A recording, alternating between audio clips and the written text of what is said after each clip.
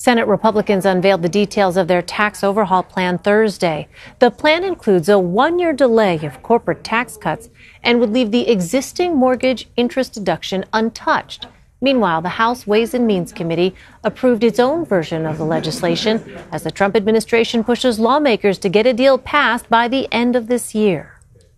Rachael Bade reports on Congress for Politico. She's on Capitol Hill. So, Rachael, break down what's in this Senate bill for us. So the Senate bill, as expected, lowers the corporate tax rate to 20%.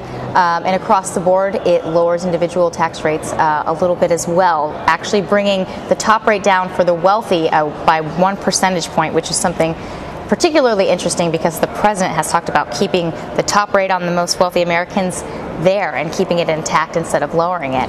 The bill also does something different than what we're seeing in the House. It retains some deductions that senators think are very vital for the middle class, including deductions for your student loans, deductions for people who have high medical bills. These are two deductions that were totally eliminated in the House bill, so it differs in that regard.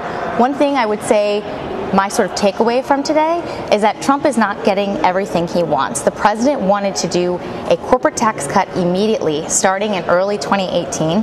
This bill would phase it in over time such that it doesn't go into effect until 2019. Also, we learned today that in the House, they're not going to do a repeal of the individual mandate from Obamacare as part of this tax bill, and that is something the president has been pushing.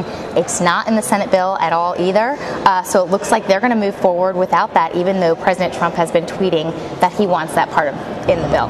Meanwhile, Rachael, the Congressional Budget Office found the House plan would raise the deficit by $1.7 trillion over 10 years. Already, we have seen Senator Jeff Flake weigh in a paper statement expressing concern about that. What does that do for its chances of passage? I think you're going to see a lot of, you're going to see a test right now. How many Republicans on the Hill are actually true deficit hawks? Some of them would rather do tax cuts than lower the deficit, and right now they're faced with this choice. They basically are feeling this pressure. They want to get tax reform done, and they want to cut taxes for Americans so that they feel like Republicans are helping them now that they've been elected.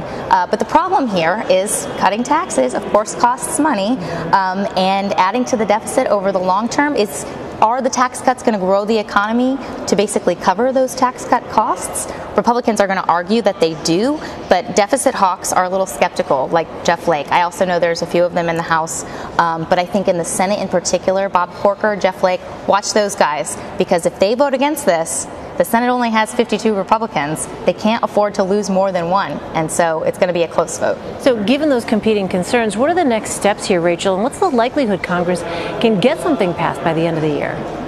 I think next week, I'm being told by my House Republican sources that they believe they are on track to pass this through the House next week.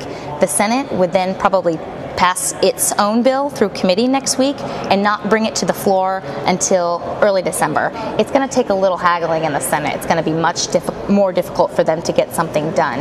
And even after they pass a bill, they're going to have to go to conference and haggle out the differences between the House and the Senate bill.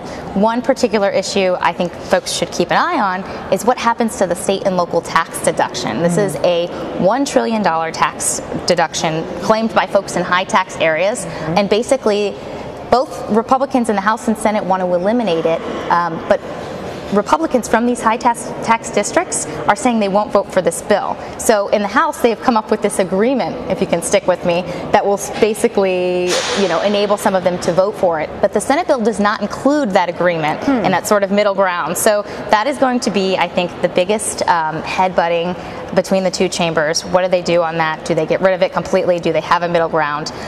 We could see this drag out into next year easily, I believe. I mean, that's a huge issue because we saw very early on House Republicans in those states that you mentioned, those high tax states, expressing the fact that they would absolutely not support the bill in its form. Right. So you're right. I think we're probably in for a bit of a fight. Rachael Bade on Capitol Hill for us. Rachael, thank you. Thank you.